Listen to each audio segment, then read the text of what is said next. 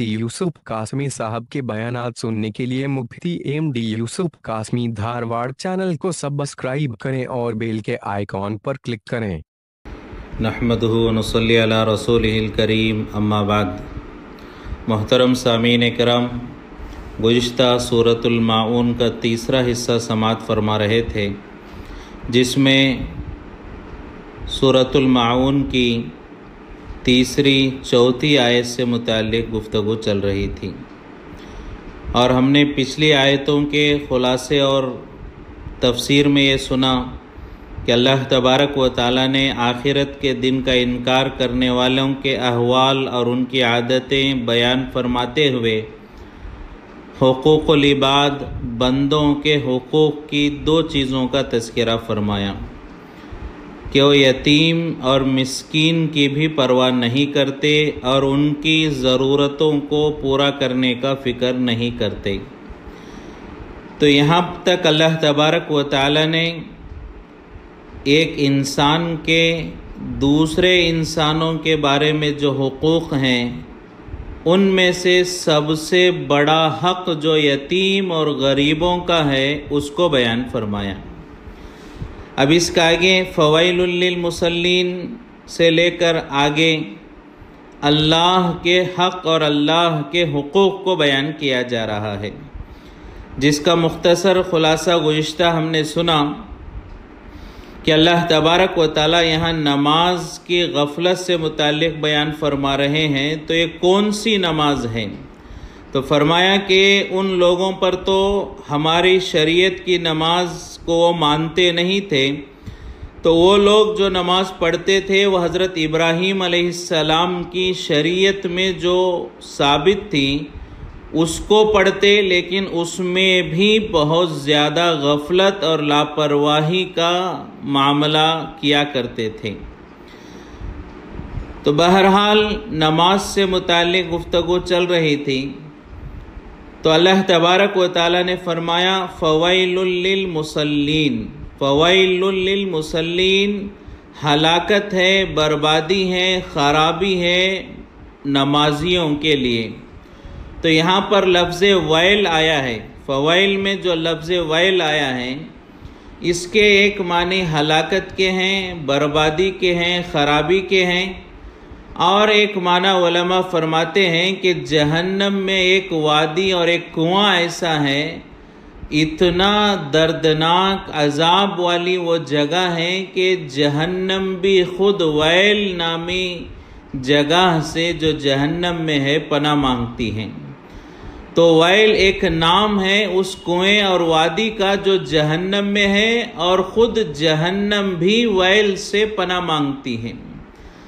तो बहरहाल बहुत ही ज़्यादा बुरी और हलाकत की चीज़ गोया के वैल हैं। तो फरमाया फ़वाइलुल लिल मुसल्लीन, हलाकत है, बर्बादी है, या जहन्नम का वो हिस्सा है जिसका नाम वैल है। किन लोगों के लिए? लिल मुसल्लीन, नमाजियों के लिए। तो इसमें लिल मुसल्लीन में अलिफ लाम है, अल मुसल्लीन है, ये असल में लाम के मिलाने की वजह से लिल मुसल्लीन बन गया है, वरना हकीकत में ये अल मुसल्लीन है, अलिफ लाम है। तो अलिफ लाम का क्या फ़ायदा है? तो फरमाया अल मुसल्लीन में अलिफ लाम का ये फ़ायदा है कि हर नमाजी के लिए हलाकत नहीं है, हर नमाजी के लिए बर्बादी नहीं है, हर नमाजी के लिए वो जहन्नम का मखसूस इलाका और हिस्सा नहीं है। अल के माने आते हैं ख़ास नमाजियों के लिए, चंद मखसूस नमाजियों के लिए ये हलाकत व बर्बादी है। वो कौन हैं? वो कौन से नमाजी हैं? कैसे नमाजी हैं? वो चंद मखसूस कौन नमाजी हैं जिनके लिए हलाकत है? तो उसका तज़किरा आगे आ रहा है, अल्लज़ीना हुम अन सलातिहिम साहून। तो वो नमाजी हैं जो अपनी नमाजों के बारे में गफलत और लापरवाही का मामला करते हैं, नमाजों से गफलत बरतते हैं। तो यहाँ पर अल्लाह तबारक व तआला ने नमाजियों में से कौन से नमाजियों के लिए हलाकत है उसको वाज़े फरमाया, और इसे मिलाकर पढ़ेंगे दोनों आयतों को तो तर्जमा समझ में आएगा। ورنہ اگر صرف فویل للمصلین ہلاکت ہے نمازیوں کے لیے یہاں پر رک جائیں گے تو غلط فہمی پیدا ہو سکتی ہے۔ تو یہاں پر اللہ تبارک و تعالیٰ نے فرمایا کہ جو ہے ہلاکت ہے ان نمازیوں کے لیے جو نماز میں غفلت برتتے ہیں۔ تو یہ مکے والوں کے لیے بھی ہو سکتا ہے اور قیامت تک آنے والے وہ تمام لوگ جو نماز سے غفلت برتتے ہیں ان لوگوں کے بارے میں بھی ہو سکتا ہے، اور ان لوگوں کے لیے بھی یہ اللہ کا عذاب اور ویل اور ہلاکت ہو سکتی ہے۔ اس لیے کہ نماز میں غفلت کرنا یہ بہت ہی زیادہ نامناسب بات ہے۔ نماز میں غفلت سے کیا مراد ہے؟ دو چیزیں ہیں یہاں پر سمجھنے کی۔ ایک تو نماز میں غفلت ہے، نماز میں غفلت ہو جانا، دوسرا نماز سے غفلت ہو جانا، نماز سے غفلت برتنا، دونوں میں فرق ہے۔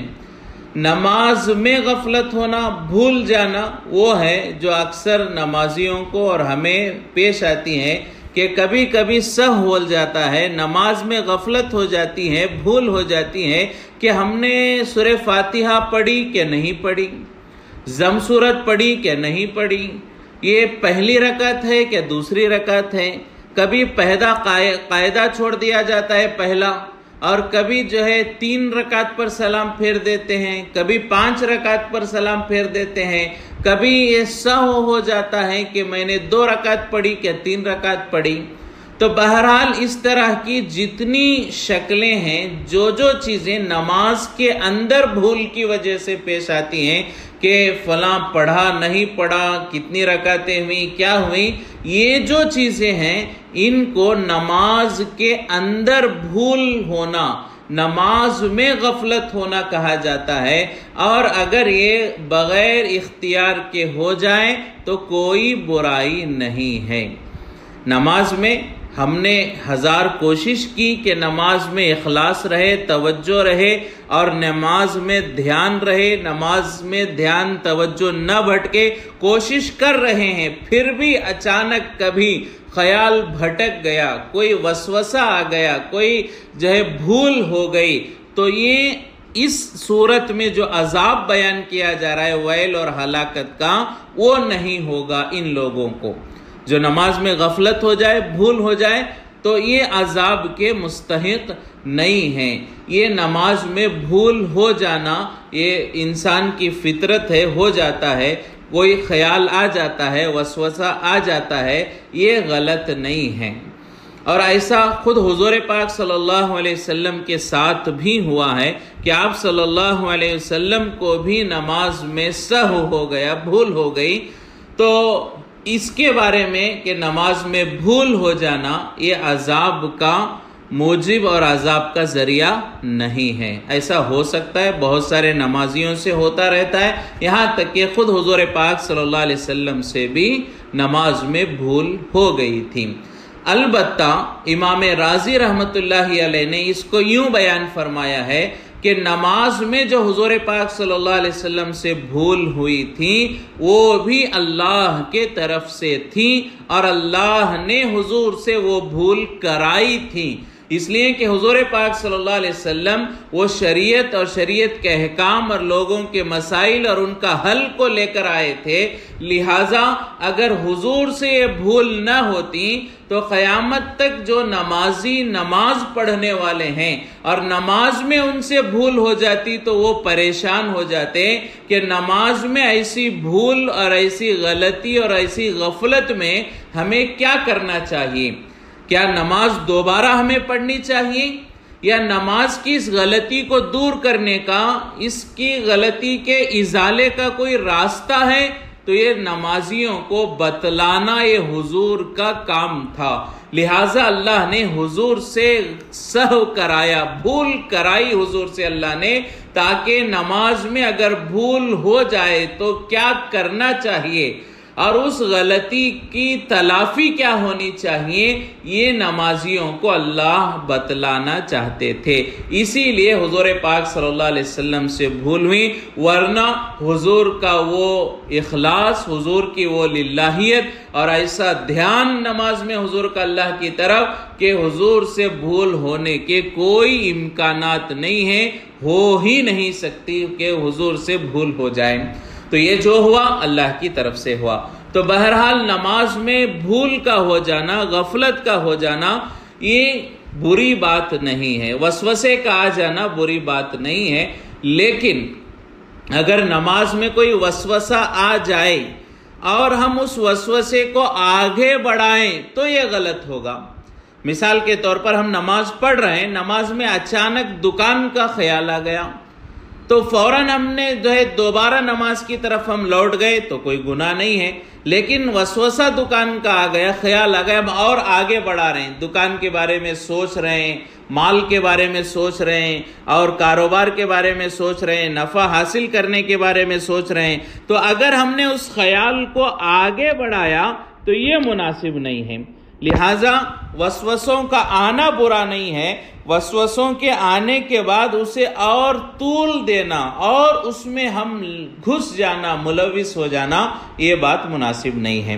تو بہرحال ایک چیز ہے نماز میں بھول ہو جانا، یہ کوئی بری بات نہیں، اور جو عذاب اس صورت میں ارایت الذی میں بیان کیا جا رہا ہے وہ عذاب ان لوگوں کو نہیں ہوگا۔ یہاں پر جو ہے نماز میں غفلت والوں کا تذکرہ نہیں ہے، نماز سے غفلت کرنے والوں کا تذکرہ ہے۔ نماز سے غفلت کرنا یعنی جو ہے نماز میں سستی کرنا، نماز کو تاخیر سے پڑھنا، نماز میں جو ہے دل جوئی کا نہ ہونا، نماز کی اہمیت کا نہ ہونا، یہ چیزیں نماز سے غفلت کرنے میں شامل ہیں۔ جیسا کہ دیکھا جاتا ہے کہ لوگوں کے درمیان ہم نماز پڑھتے ہیں تو ہماری نماز ایک الگ ہوتی ہے، اکیلے اور تنہائی میں نماز پڑھتے ہیں تو نماز کی کیفیت الگ ہوتی ہے، اور کوئی مجموعہ ہے تو ہم نماز پڑھ لیتے ہیں، کوئی دیکھنے والا نہیں، پوچھنے والا نہیں تو نماز کو ہم چھوڑ دیتے ہیں۔ اسی طرح فرمایا کہ جو ہے نماز کے اندر سکون اور اطمینان اور تعدیل اور نماز کی جو ہے اہمیت و اہتمام نہیں ہوتا، اور نماز کے چھوڑنے کا عذاب سنتے ہیں تو دل میں کوئی کیفیت پیدا نہیں ہوتی، نماز کے پڑھنے کا ثواب سنتے ہیں تو دل میں کوئی کیفیت نہیں پیدا ہوتی، اس کی وجہ سے نماز آگے پیچھے ہو جاتی ہے۔ تو یہ تمام چیزیں نماز میں غفلت برتنے میں شامل ہیں، چاہے نماز میں تاخیر ہو، نماز کو قضا کر دیں، نماز میں جو ہے دلچسپی نہ ہو، دل جوئی نہ ہو، یکسوئی نہ ہو، یہ تمام چیزیں نماز میں غفلت کرنا ہے، اور ایسا کرنے والوں کے لیے ہلاکت ہے۔ فویل للمصلین، ہلاکت ہے ان نمازیوں کے لیے، الذین هم عن صلاتهم ساہون، جو لوگ کے جو نمازی کے اپنی نمازوں میں غفلت برتتے ہیں۔ ساہون کے معنی سہو ہے، ساہون یہ سہو سے بنا ہے، سہو کے معنی غفلت اور غلطی اور بھول کے آتے ہیں، جیسا کہ ہم سجدہ سہو کہتے ہیں۔ عام طور پر نماز میں کوئی بھول ہو جائے تو اس کی تلافی کے لیے سجدہ سہو کہتے ہیں، یا پھر عام زبان میں سہو کا سجدہ ہم کہتے ہیں۔ تو سہو کے معنی بھول، غلطی اور غفلت کے۔ تو صلاتہم ساہون یعنی جو اپنی نمازوں میں بھول کرتے ہیں اور غفلت کرتے ہیں، تو نماز سے غفلت کرنے والوں کے لیے عذاب ہے، تو اس کے بارے میں فکر کرنی چاہیے۔ یہ کفار کے لیے بھی ہو سکتا ہے اور آج کے نمازیوں کے لیے بھی، کہ نماز میں غفلت برتنا یہ آخرت کے دن پر ایمان نہ رکھنے والوں کی گویا کی علامت ہے۔ پھر آگے فرمایا الذین هم یراؤون، ان نمازیوں کے لیے ہلاکت ہے جو نماز کو دکھلاوے کے لیے پڑھتے ہیں، ریاکاری ان کے اندر ہوتی ہے۔ تو یہاں پر فرمایا الذین هم یراؤون، اور جو دکھلاوا کرتے ہیں اور جو ریاکاری کرتے ہیں۔ تو علماء فرماتے ہیں کہ اس کا تعلق ہم پیچھے سے جوڑ کر بھی چل سکتے ہیں۔ پیچھے نماز کا تذکرہ چل رہا ہے، نماز میں غفلت برتنے کا، تو اب یہ مطلب یہ ہوگا، پیچھے سے جوڑیں گے تو نماز میں دکھلاوا کرتے ہیں، نماز لوگوں کے لیے پڑھتے ہیں۔ الذین ہم یراؤن، لوگوں کو دکھانا ان کا مقصد ہوتا ہے، نام و نمود اور شہرت ان کا مقصد ہوتا ہے۔ تو اگر اس سے پیچھے سے جوڑیں تو یہ مطلب ہوا کہ ہلاکت ہے ان لوگوں کے لیے جو لوگوں کو دکھانے کے لیے نماز پڑھتے ہیں، نام و نمود کے لیے نماز پڑھتے ہیں۔ تو یہ بری بات ہے۔ نماز اللہ کے لیے ہونی چاہیے، اللہ کو راضی کرنے کے لیے نماز پڑھنی چاہیے، نمازی کہلانے کے لیے، لوگوں کو دکھانے کے لیے نماز نہیں پڑھنی چاہیے۔ تو اگر پیچھے سے ہم اس کو جوڑتے ہیں، تعلق سمجھتے ہیں، تو نماز کو دکھلاوا کرنا نماز کا یہ درست نہیں۔ اور بعض علماء مفسرین فرماتے ہیں مستقل الگ بھی آیت ہو سکتی ہے، یعنی لوگوں کو دکھانے کے لیے کوئی بھی عبادت کرنا یہ عذاب کا مستحق ہے، عذاب کا ذریعہ ہے۔ تو الذین ہم یراؤن، وہ لوگ جو ریاکاری کرتے ہیں، نماز بھی ہو سکتی ہے، زکوٰۃ بھی ہو سکتی ہے، حج بھی ہو سکتا ہے، روزہ بھی ہو سکتا ہے، جو بھی عبادت لوگوں کو دکھانے کے لیے کریں ان لوگوں کے لیے ہلاکت ہو سکتی ہے، اور ان لوگوں کا یہ کام یہ آخرت سے انکار کرنے والوں کا کام ہے۔ تو یہاں پر دو چیزیں اللہ نے بیان فرمائی ہیں، ایک تو نماز سے غفلت برتنا، دوسرا نماز کو لوگوں کے لیے پڑھنا یا کسی بھی عبادت کو لوگوں کے لیے پڑھنا۔ تو نماز کے بارے میں اگر یہ دو چیزیں دیکھی جائیں تو ایک غفلت اور دوسرا دکھلاوا، تو اس میں علماء نے فرمایا کہ یہاں پر دو چیزوں میں اللہ نے ایک پہلی چیز میں نماز کے ظاہر کے بارے میں بیان فرمایا کہ نماز کا ظاہر یہ ہے کہ اس کو نہ بگاڑا جائے، وقت پر پڑھا جائے، اہتمام سے پڑھا جائے، جماعت کے ساتھ پڑھا جائے۔ تو پہلی آیت میں نماز کے ظاہر کو بیان کیا گیا، الذین ہم یراؤن، دوسری آیت میں نماز کے باطن کو، نماز کے مقصد کو، نماز کے روح کو بیان کیا کہ نماز کی اصل حقیقت یہ ہے کہ اللہ کے لیے نماز پڑھی جائے۔ تو دو آیتوں میں، پہلی آیت میں نماز کے ظاہر کو بگاڑنے والوں کا تذکرہ، دوسری آیت میں نماز کی روح اور نماز کی جان اور حقیقت کو بگاڑنے والوں کا تذکرہ اللہ تبارک و تعالیٰ نے فرمایا ہے۔ تو یہاں پر اللہ نے اللہ کے حق میں سے نماز کو بیان کیا، جیسا کہ ہم گزشتہ سن رہے تھے، اللہ نے پہلی دو آیتوں میں انسانوں کے حق کو بیان کیا، ان دو آیتوں میں اپنے حق کو، اللہ کے حق کو بیان کیا۔ ان دونوں کے بیان کرنے میں خاص ترتیب جو اللہ کی ہے وہ یہ ہے، اللہ نے انسانوں میں سب سے زیادہ جس کا حق ہے وہ یتیم اور غریب ہیں، تو ان کے بارے میں اللہ نے تذکرہ فرمایا۔ انسانوں میں بہت ساروں کا حق ہے، لیکن سب سے زیادہ حق کس کا ہے؟ یتیم اور غریب کا۔ سب سے بڑا حق جو ہے یتیم اور غریب کا ہے۔ تو اللہ نے انسانوں کے حقوق میں سب سے بڑا حق جس کا ہے اسے بیان فرمایا۔ تو اسی طرح اللہ نے اللہ کا جو حق ہے ان حقوق میں سے سب سے جو بڑا حق ہے وہ نماز ہے، تو نماز کا تذکرہ اللہ نے فرمایا۔ روزہ بھی اللہ کا حق ہے، زکوٰۃ بھی اللہ کا حق ہے، حج بھی اللہ کا حق ہے، سچ بولنا بھی اللہ کا حق ہے، نیکی کرنا اللہ کا حق ہے، برائی سے بچنا اللہ کا حق ہے۔ تو نہ اللہ کے بہت سارے حقوق ہیں، لیکن اللہ کے حق میں سب سے بڑا حق، اسلام کے فرائض میں سب سے بڑا فریضہ، اس اللہ کے حکموں میں سب سے بڑا حکم نماز ہے۔ تو اللہ نے یہاں اپنے حق میں سب سے اہم ترین حق نماز کا تذکرہ فرمایا ہے۔ تو یہاں پر نماز کا تذکرہ اللہ نے فرمایا، بندوں کے حقوق میں یتیم اور مسکین کا تذکرہ جو سب سے زیادہ ضروری ہے، اللہ کے حق میں نماز کے ظاہر اور نماز کے باطن کا تذکرہ جو سب سے زیادہ ضروری ہے، اللہ نے اس کا تذکرہ فرمایا۔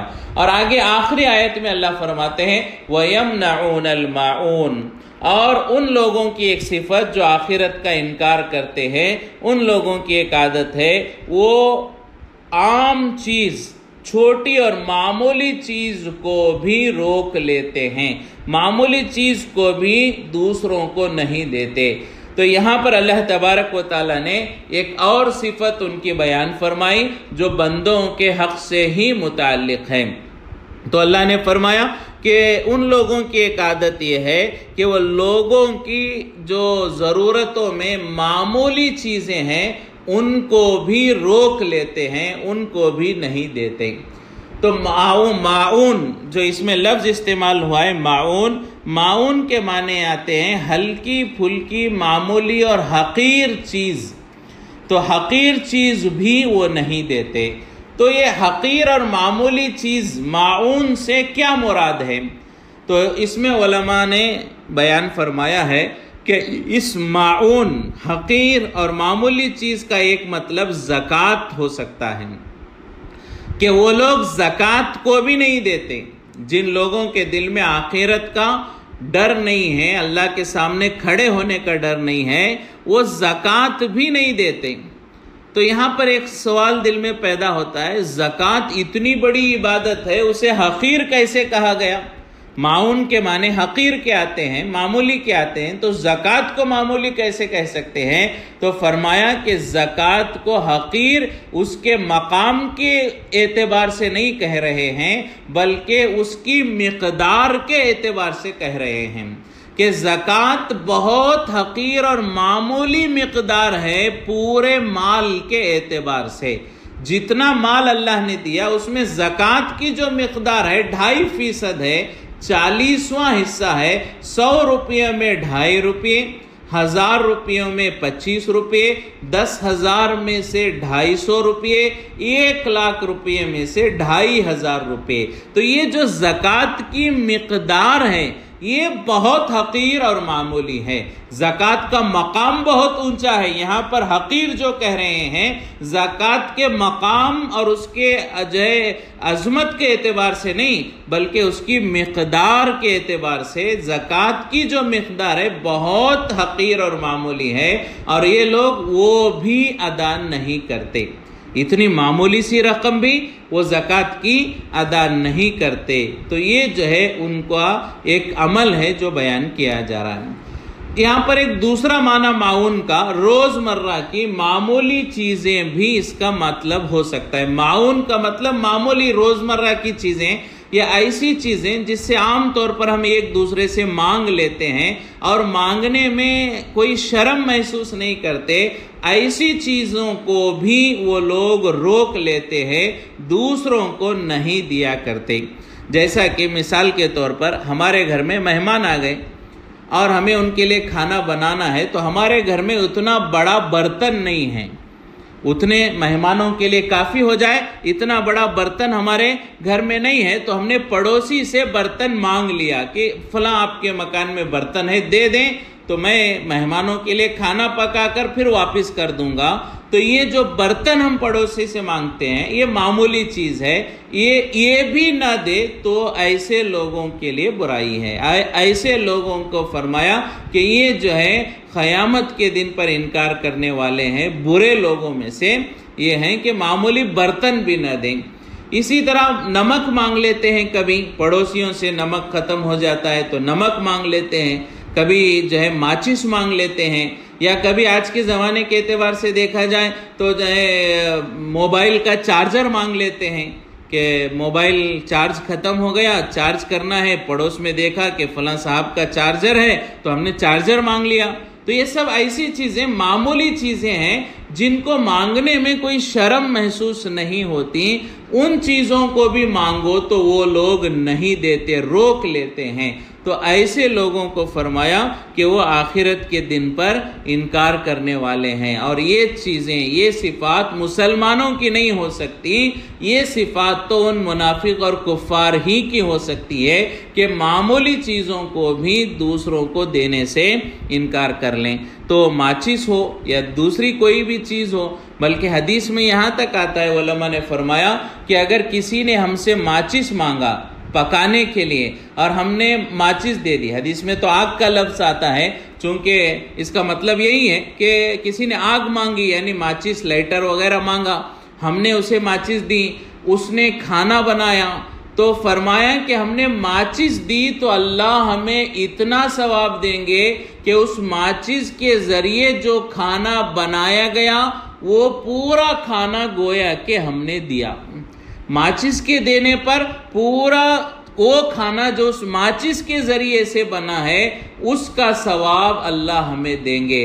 اگر ہم آگ نہیں دیتے، ماچس نہیں دیتے تو اس کا چولہا نہیں سلگتا، وہ کھانا نہیں بنتا۔ تو ماچس کی تیلی دینے پر اللہ اتنا بڑا ثواب دیں گے جتنا پورا اس ماچس کے ذریعے سے کھانا بنایا گیا۔ اگر ہمیں نمک مانگا گیا، ہم نے نمک دے دیا تو اس نمک سے جتنا کھانا پکا ہے وہ پورا کھانا گویا کہ ہم نے ان کو دیا۔ یہ اجر ثواب اللہ ہمیں نصیب فرمائیں گے۔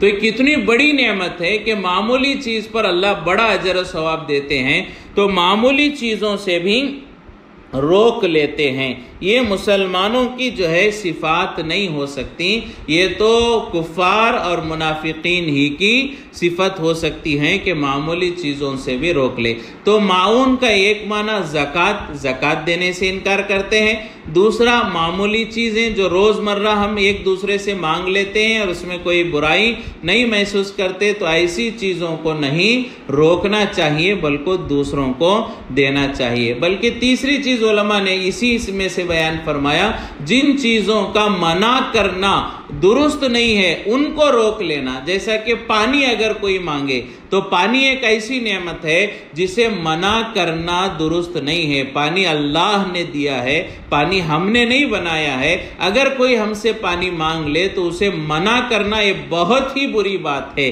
اسے منع کرنے کی اجازت نہیں ہے۔ تو ایسی چیزیں جو عمومی رفاہی اور اللہ کی قدرت کے نظام سے بنی ہوئی ہیں اور ہمارے پاس دستیاب ہیں، ان چیزوں کو منع کرنا بھی اس معاون کا ایک مطلب ہو سکتا ہے۔ تو وَيَمْنَعُونَ الْمَعُونَ، تو کفار اور منافقین اور مکے والے اور جو بھی جو ہے یہ کام کرے وہ انہی لوگوں کے ساتھ شامل ہیں۔ تو ان کی ایک صفت کیا ہے کہ وہ معمولی چیزوں کو دینے سے بھی منع کر دیتے ہیں۔ تو یہ سورۃ المعون ارایت الذی کی صورت ہے، اس میں اللہ تبارک و تعالیٰ نے کفار کی بعض عادتوں کو بیان فرمایا اور ان عادتوں کی وجہ سے جو عذاب انہیں ملنے والا ہے اس کو بیان فرمایا ہے۔ لہٰذا جو ہے اللہ ہم سب کی، پوری امت کی ان برائیوں سے، ان گناہوں سے، ان بد اخلاقی اور ان چیزوں سے بچنے کی توفیق نصیب فرمائے، اور اس جہنم کی وادی ویل سے اور ہلاکت و بربادی سے